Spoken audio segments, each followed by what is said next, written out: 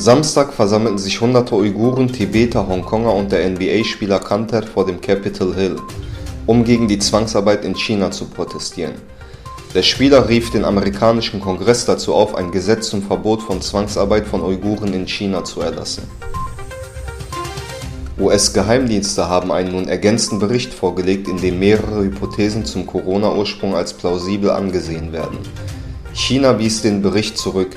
Die USA sollten aufhören, China anzugreifen und zu verleumden.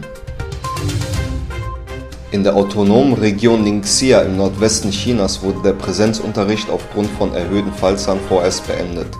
Diese Maßnahme gelte für alle Bildungseinrichtungen in der Region, so die Behörde. Der Präsident Albaniens Edi Rama sagte, dass Großalbanien realisiert werden könne. Wenn das Land nicht in die EU aufgenommen werde, erhöhe sich die Wahrscheinlichkeit eines Zusammenschlusses mit dem Kosovo. Den Auswertungen Bloombergs zufolge müssten verschuldete chinesische Firmen allein im November über 2 Milliarden Dollar aufbringen.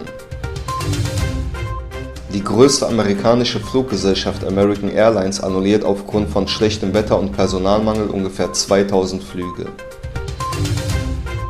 Die Führer der Welt treffen sich in Glasgow in Schottland im Rahmen des UN-Klimagipfels, um Auswege aus der Klimakrise zu suchen.